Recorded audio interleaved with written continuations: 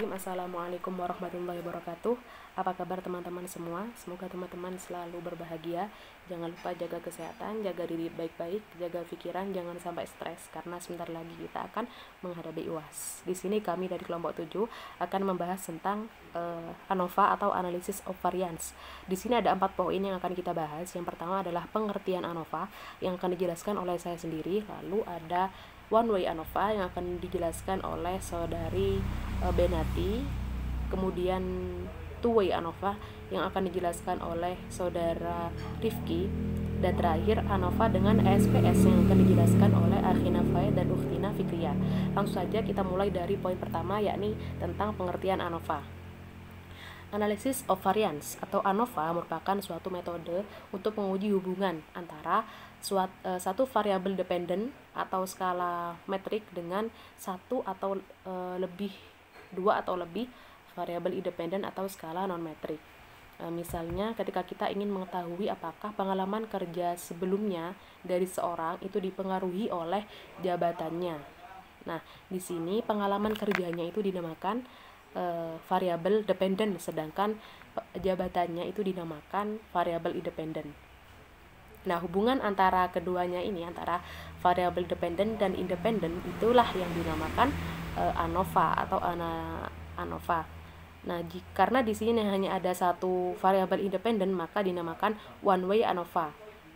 Jika ada dua variabel independen, maka dinamakan two way ANOVA, dan jika tiga variabel independen, maka dinamakan three ways ANOVA. ANOVA adalah sebuah analisa statistik yang menguji perbedaan antara rata-rata grup. Grup di sini bisa berarti kelompok atau perlakuan. ANOVA ditemukan pertama kali oleh seorang ahli statistika yang bernama Rotna Fisher. Nah, ANOVA merupakan prosedur uji statistik yang mirip dengan t-test, namun bedanya kelebihan ANOVA adalah dapat menguji perbedaan lebih dari 3 kelompok berbeda dengan independent sample t-test yang hanya bisa menguji satu perbedaan rata-rata dari 2 kelompok saja. Nah, ANOVA merupakan salah satu dari berbagai uji parametris ya, karena menyatakan adanya distribusi normal pada variabel terikat per perlakuan atau distribusi normal pada residial. Analisis ANOVA ini sering digunakan oleh para peneliti pada penelitian eksperimen di mana terdapat beberapa perlakuan.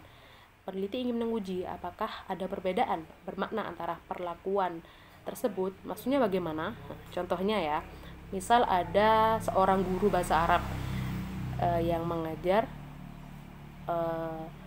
dan beliau ingin menerapkan metode pembelajaran yang berbeda pada kelas 6. Misalnya ada kelas 6A, kelas 6B, dan kelas 6C.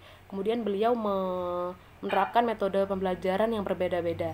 Di kelas 6A metode A, di kelas 6B metode B, dan di kelas C metode C. Nah, kemudian setelah berjalan 1 semester, maka dapat dibandingkanlah hasilnya antara perbedaan dari masing-masing metode tersebut. Nah, kemudian nanti hasil akhir dari analisis tersebut adalah nilai F test atau F hitung. Nah, nilai F hitung inilah yang nantinya akan dibandingkan dengan pada tabel F. Nah, jika F hitung itu lebih nilainya dari F tabel, maka dapat disimpulkan bahwa menerima H1 dan menolak H0, atau bisa diambil kesimpulan berarti terdapat perbedaan yang bermakna antara rata-rata pada semua kelompok. Maksudnya ada perbedaan yang signifikan antara hasil dari penerapan metode pembelajaran yang berbeda-beda tersebut. Nah, untuk penjelasan selanjutnya lebih lengkapnya akan dibahas lagi oleh kawan-kawan saya dari kelompok 7. Selanjutnya akan dijelaskan oleh saudari Benati yang akan menjelaskan tentang one way ANOVA. Terima kasih, sekian dari saya. Bismillahirrahmanirrahim. Assalamualaikum warahmatullahi wabarakatuh. Nama saya Benati Sari Taudiah, NIM T2018-2108. Di sini saya sebagai presentator kedua akan mempresentasikan tentang analisis varian satu arah atau one way ANOVA. Nah, jadi di sini langsung saja saya akan perhitungkan manual analisis varian satu arah atau one way ANOVA. Nah, di sini contoh soalnya.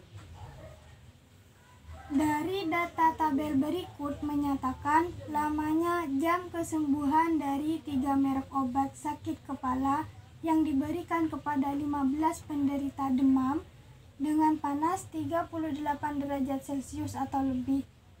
Lakukan analisis varian dan uji hipotesis pada taraf nyata 0,05 bahwa rataan lamanya jam kesembuhan yang diakibatkan oleh ketiga merek obat sama saja. Nah, jadi di sini ada 3 tabel dan 3 tabel tersebut terdapat 3 kolom. Kolom pertama yaitu merek obat A, kolom kedua merek obat B, kolom ketiga merek obat C. Nah, dalam satu kolom itu terdiri dari 5 baris. Nah, yaitu baris yang pertama, baris kedua, baris ketiga, baris keempat, dan baris kelima. Nah, langkah yang pertama kita harus menjumlahkan angka yang ada di setiap kolom. Jadi kolom pertama dijumlahkan, kolom yang kedua itu dijumlahkan, dan juga kolom yang ketiga. Nah, caranya di sini baris yang pertama ditambahkan ke baris yang kedua. Nah, baris yang pertama terdapat 5 ditambah 4 ditambah 8 ditambah 6 dan ditambah 3. Nah, maka hasilnya adalah 26. Jadi jumlah dari kolom A yaitu 26. Nah, kemudian yang kolom B prosesnya juga sama, yaitu dijumlahkan, ditambahkan 9 ditambah 7 ditambah 8 ditambah 6 ditambah 9, maka hasilnya 39. Jadi jumlah dari kolom B yaitu 39. Nah, begitupun juga kolom yang C, prosesnya juga sama, yaitu dijumlahkan dan hasil keseluruhannya yaitu 20. Jadi jumlah dari kolom C yaitu 20. Nah, selanjutnya setelah kita mengetahui total dari masing-masing kolom, maka kita menjumlahkan keseluruhan dari total dari kolom tersebut. Nah, jadi total A 26. Nah, 26 ditambah total B 39 ditambah total C 20. Nah, jadi hasilnya 85. Nah, jadi total dari keseluruhan tabel yaitu 85. Nah, kita telah mengetahui total dari masing-masing tabel dan juga total keseluruhan dari tabel. Selanjutnya kita akan mencari tahu jumlah kuadrat total, perlakuan, dan galat. Nah, caranya kita perhatikan tabel ANOVA di sini. Nah, tabel ANOVA di sini ada 5 kolom. Kolom pertama yaitu terdiri dari varian. Nah, varian ini terdiri dari perlakuan, galat, total. Dan kolom yang kedua yaitu terdapat jumlah kuadrat. Nah, jumlah kuadrat di sini terdapat JKP. JKP ini adalah singkatan dari jumlah kuadrat perlakuan, dan juga ada JKG. JKG adalah jumlah kuadrat galat, dan JKT. JKT di sini adalah jumlah kuadrat total. Nah, pada kolom ketiga ada derajat bebas. Nah, derajat bebas ini untuk mencari derajat bebas perlakuan, rumusnya yaitu K-1. K di sini adalah jumlah kolom. Kita memiliki 3 kolom, jadi 3 dikurangi 1. Nah, untuk mencari derajat galat, maka rumusnya K dikali N dikurangi 1. Nah, K di sini adalah jumlah kolom dan N di sini adalah nilai baris. Kita memiliki 5 baris. Jadi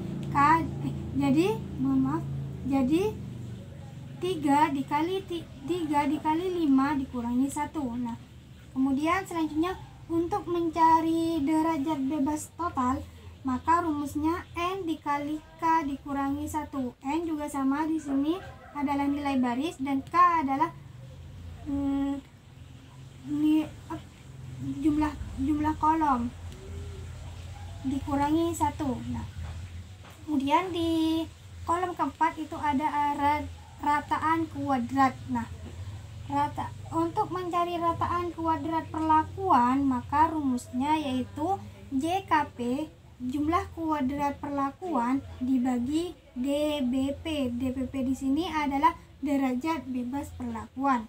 Nah, selanjutnya untuk mencari rataan kuadrat galat. Nah, caranya rumusnya yaitu JKG dibagi DBG. JKG di sini adalah jumlah kuadrat galat dibagi derajat bebas galat. Nah, selanjutnya kolom selanjutnya yang terakhir yaitu F hitung. F hitung di sini rumusnya RKP dibagi RKG. Jadi rataan kuadrat perlakuan dibagi rataan kuadrat galat. Nah, selanjutnya kita akan menyusun hipotesis. Nah, caranya hipotesis yang pertama yaitu tidak ada perbedaan lamanya ketiga obat tersebut dalam menyembuhkan sakit kepala. Artinya, dalam tabel yang pertama, tabel merek obat A, B, C yang pertama ini tidak ada perbedaan lamanya dalam menyembuhkan sakit kepala. Nah, sedangkan untuk hipotesis yang kedua yaitu ada perbedaan lamanya ketiga obat tersebut dalam menyembuhkan sakit kepala. Nah, jadi untuk baris yang kedua dari kolom obat di sini itu ada perbedaan dalam lamanya dalam menyembuhkan sakit kepala. Selanjutnya kita akan mencari alfa. Alfa di sini kita tulis 0,05. Nah, selanjutnya kita akan mencari jumlah dari JKT. Nah, di sini ada rumusnya. Rumusnya yaitu sigma I dari 1 sampai K dan sigma J dari 1 sampai N YIJ kuadrat dikurangi TIJ kuadrat dibagi N kali K. Nah, YIJ di sini adalah angka dari kolom di sini yang dikuadratkan. Kemudian dikurangi TIJ. TIJ di sini adalah jumlah dari keseluruhan data. Jumlah dari keseluruhan data dibagi NK. N di sini adalah nilai baris dikali K. K di sini adalah jumlah kolom. Nah, jadi langsung saja YIJ kuadrat. Jadi setiap angka yang ada di kolom ini ditambahkan dan dikuadratkan dan ditambahkan. Jadi di sini ada angka 5, ditaruh 5, di sini ditulis 5 kuadrat ditambah 4 dan seterusnya sampai kolom yang terakhir yaitu angka 3 kuadrat ditambah 7 kuadrat dan dikurangi TIJ. TIJ di sini adalah jumlah keseluruhan dari data yaitu 85 kuadrat dibagi N. N di sini adalah nilai baris. Kita memiliki 5 baris, jadi di sini 5 dikali K. K di sini jumlah kolom. Jumlah kolom kita adalah 3, jadi di sini 3. Dan hasilnya yaitu 557 dikurangi 481,67, maka hasilnya 75,33. Jadi hasil dari JKT atau jumlah kuadrat perlakuan adalah 75,33. Nah, selanjutnya kita akan mencari JKP. Nah, JKP di sini adalah jumlah kuadrat perlakuan. Nah, caranya rumusnya yaitu sigma I dari 1 sampai K TI kuadrat per NI dikurangi TIJ kuadrat dibagi N dikali K. Nah, TIJ di sini adalah jumlah dari masing-masing kolom dibagi NI. NI di sini adalah nilai baris dan dikurangi TIJ. TIJ di sini adalah jumlah dari keseluruhan kolom. TIJ kuadrat dibagi N nilai baris dikali K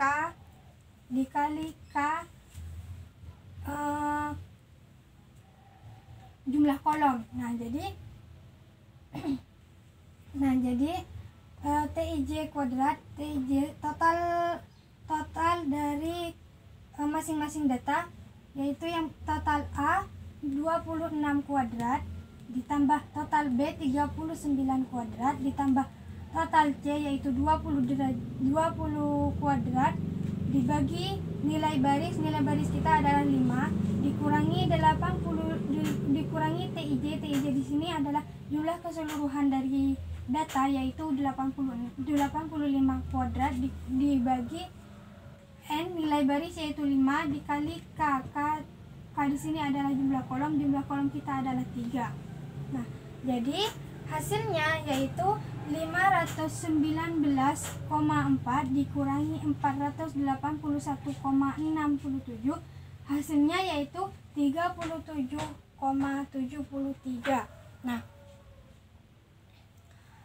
Nah, selanjutnya kita akan mencari JKG. Nah, JKG di sini rumusnya yaitu JKT dikurangi JKP. Nah, jadi JKT adalah jumlah kuadrat total. Nah, jadi jumlah kuadrat total kita adalah 75,33. Nah, dikurangi JKP. JKP di sini adalah jumlah kuadrat perlakuan. Nah, jumlah kuadrat perlakuan kita adalah 37,73. Jadi 75,33 dikurangi 37,73 hasilnya adalah 37,6. Nah, kita sudah menemukan jumlah dari kuadrat perlakuan, jumlah kuadrat galat dan jumlah kuadrat total. Selanjutnya kita akan mencari derajat bebas perlakuan. Rumusnya yaitu K dikurangi 1. Nah, K di sini adalah jumlah kolom kita adalah 3 dikurangi 1. 3 kurangi 1 adalah 2. Nah, hasilnya 2. Jadi derajat bebas dari perlakuan adalah 2. Selanjutnya kita akan mencari derajat bebas dari galat. Nah, rumusnya yaitu K dikali N dikurangi 1. K di sini adalah jumlah kolom. Jadi jumlah kolom kita 3 dikali N. N di sini adalah nilai baris kita adalah 5. Jadi 3 dikali 5 15 dikurangi 1 5 dikurangi 1 adalah 4. 4 dikali 3 adalah 12. Jadi derajat bebas dari galat adalah 12. Nah, selanjutnya kita akan mencari derajat bebas total. Nah, rumusnya yaitu N dikali K dikurangi 1. N di sini adalah nilai baris kita adalah 3 dikali K. K di sini jumlah kolom yaitu N di sini adalah nilai baris kita adalah 5 dan K di sini adalah jumlah kolom kita adalah 3. Jadi 5 dikali 3 dikurangi 1. 5 dikali 3 15 dikurangi 1 yaitu 14. Jadi derajat bebas dari total adalah 14. Selanjutnya kita akan mencari kuadrat rataan. Kuadrat rataan perlakuan. Nah, rumusnya yaitu JKP dibagi DBP. Jadi JKP yaitu jumlah kuadrat perlakuan dibagi DBP, derajat bebas perlakuan. Nah, jumlah kuadrat perlakuan kita adalah 37,73. Jadi 37,73 dibagi DBP, derajat bebas perlakuan, yaitu 2, maka hasilnya 18,865. Nah, kita sudah menemukan rataan kuadrat perlakuan. Nah, selanjutnya kita akan mencari rataan kuadrat galat. Nah, rumusnya yaitu JKG dibagi DBG. Nah, JKG di sini adalah jumlah kuadrat galat dibagi DBG, derajat bebas galat. Nah, JKG kita, jumlah kuadrat galat kita yaitu 37,6.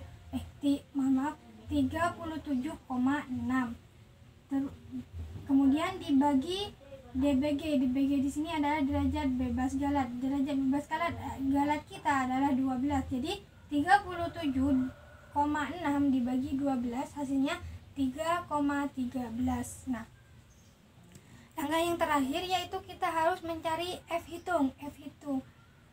Rumusnya yaitu RKP dibagi RKG. Nah, RKP adalah rataan kuadrat perlakuan dibagi RKG. RKG di sini adalah rataan kuadrat galat. Jadi hasil dari RKP adalah 18,865 dibagi RKG, yaitu rataan kuadrat galat, hasilnya yaitu 3,13.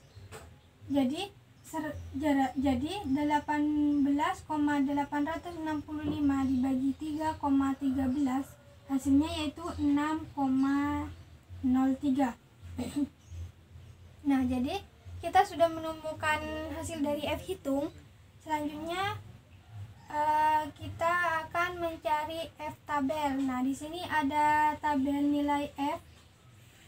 Di sini ada 3 kolom dan angka. Nah, adapun titik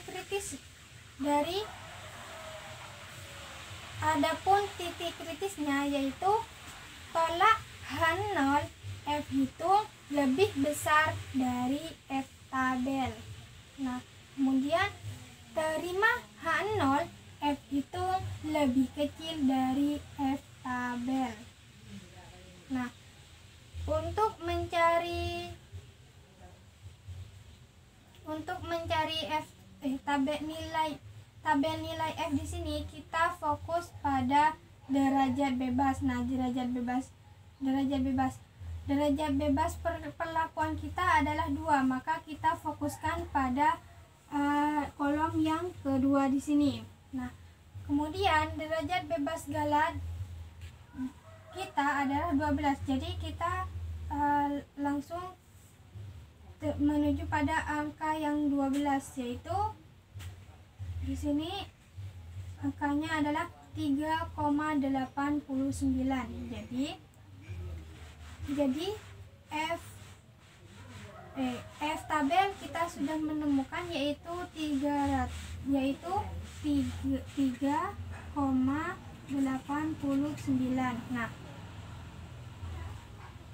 Nah, adapun titik kritisnya di sini adalah tolak H0 F hitung jika F hitung lebih besar dari F tabel. Kemudian terima H0 jika F hitung lebih kecil dari F tabel. Nah, sedangkan F hitung kita adalah 6,03 dan F tabel kita adalah 3,89.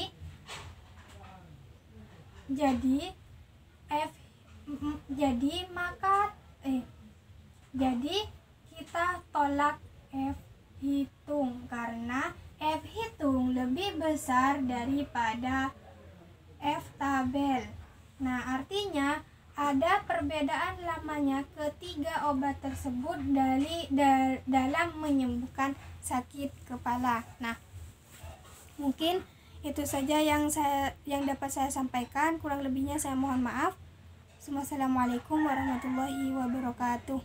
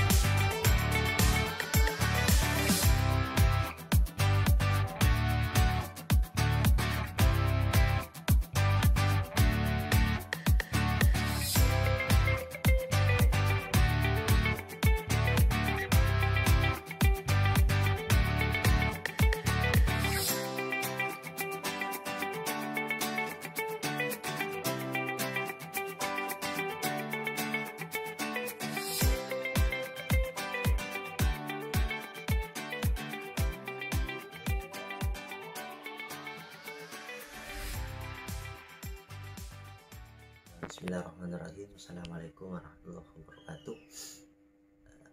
Arif nafsi ismi Muhammad Fayad.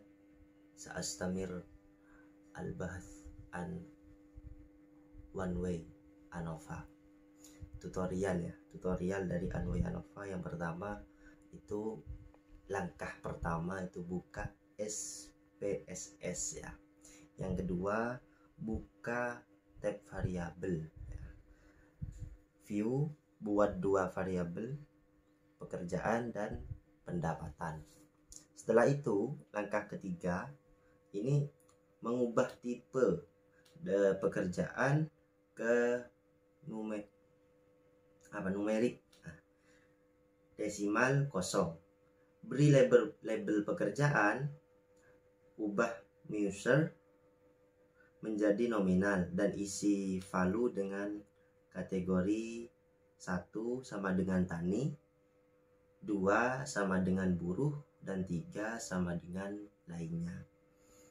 Dan langkah keempat itu mengubah tipe pendapatan ke numerik ya, desimal kosong, beri label pendapatan, ubah measure menjadi skal ya, skal. Untuk uji data, percobaan data ANOVA ada di makalah, sudah dicantumkan, bisa dilihat sendiri. Kemudian langkah selanjutnya itu buka data view dan isikan data sebanyak 24 responden. Nah, contohnya juga ada di makalah.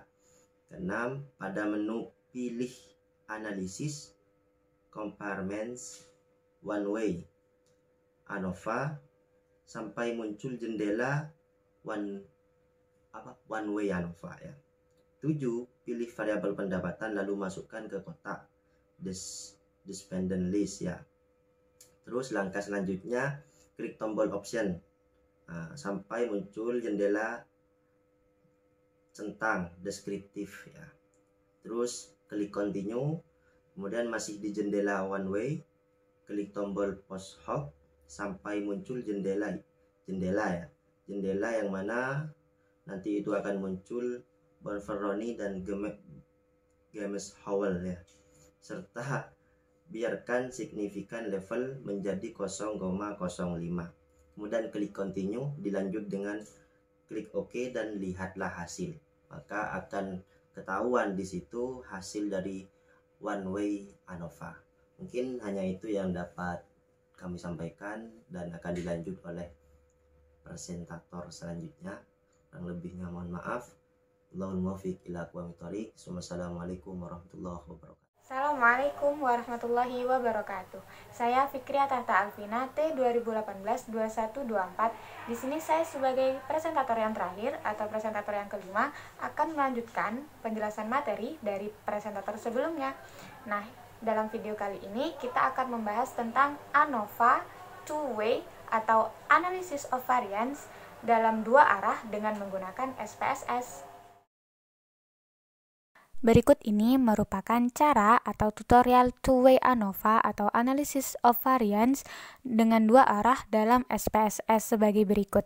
Nah, di sini kita akan memakai contoh data penelitian yaitu pengaruh gender dan pendidikan terhadap nilai ujian fisika. Tutorial yang pertama yaitu menyiapkan data. Nah, jadi untuk menggunakan SPSS ini pastinya kita akan memerlukan sebuah data. Nah, maka dari itu pada tutorial pertama ini kita akan menyiapkan data terlebih dahulu. Nah, gambar di samping itu merupakan sebuah data. Jadi, langkah pertama itu harus menyiapkan data terlebih dahulu.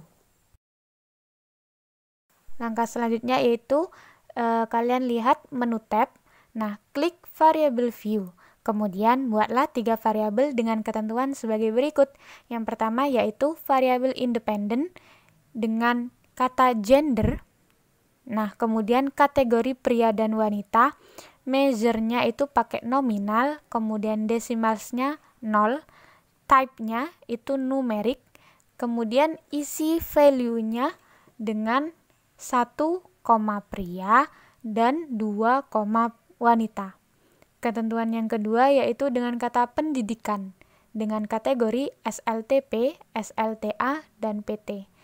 Measure-nya juga memakai nominal, kemudian decimalsnya kita isi 0, kemudian type-nya itu juga numerik. Kemudian isi value-nya dengan angka 1, SLTP, 2, SLTA, dan 3, PT. Nah, ketentuan yang ketiga yaitu variable dependent dengan kata ujian. Kemudian decimalsnya kita isi 0, kemudian measure-nya itu dengan scale. Nah, kalau tadi yang variable independent itu memakai measure-nya nominal, jika variable dependent ini memakai measure scale. Kemudian type-nya juga sama yaitu numerik. Langkah yang ketiga yaitu klik tab data view, maka isi datanya seperti gambar yang telah ada di samping. Langkah yang keempat yaitu setelah data terisi, pada menu tab, kalian klik Analyze, setelah itu klik General Linear Model. Nah, kemudian klik lagi Univariate. Maka akan muncul jendela seperti gambar yang ada di samping ini. Nah, kemudian kalian masukkan kata ujian pada kotak dependent variable, kemudian masukkan kata gender dan pendidikan pada kotak fixed factors. Kemudian kosongi kotak random factors dan convariate. Karena di dalam two-way ANOVA ini kita tidak akan menggunakan dua kotak tersebut. Langkah yang kelima yaitu kita akan klik plot, maka akan muncul tampilan seperti gambar di samping ini. Kemudian masukkan kata gender pada kotak horizontal axis dan kata pendidikan pada kotak separate lines. Nah, langkah selanjutnya yaitu kita akan klik add, maka akan muncul tampilan seperti gambar di samping ini. Nah, setelah muncul tampilan seperti itu, maka kita akan klik continue. Langkah selanjutnya yaitu klik post hoc, maka akan muncul tampilan jendela seperti gambar di samping ini. Nah, kemudian masukkan kata pendidikan pada kotak post hoc test for. Setelah itu beri tanda centang atau checklist pada kata 2K. Setelah itu klik continue.